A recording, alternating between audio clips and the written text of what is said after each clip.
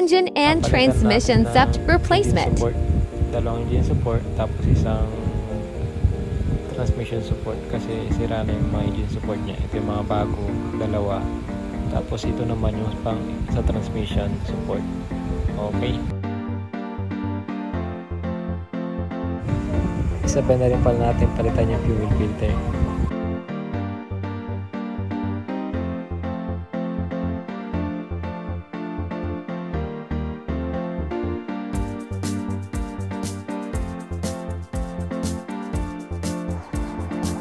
Simulan na natin ikabit yung bago, pero medyo may kasikipan kasi kaya medyo ihanap natin na magandang pwesto.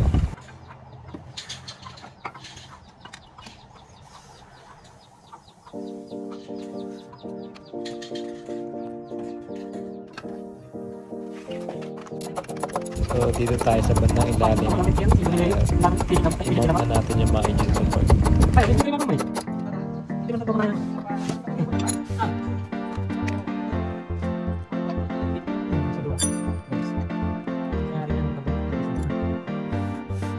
Ayan, binabalot na natin yung mga bolts. Ikakapit na natin yung mga bagong support niyan sa kanan at saka kaliwang engine support.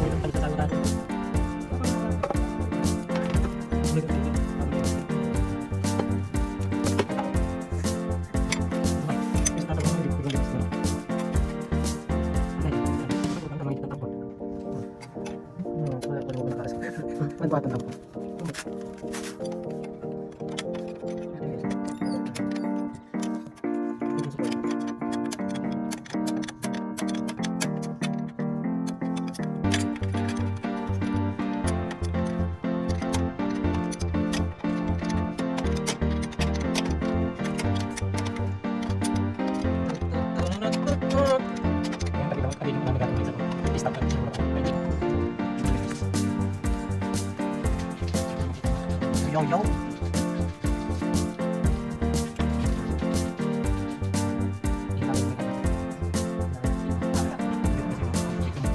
Nandito na lang. Thank you for watching.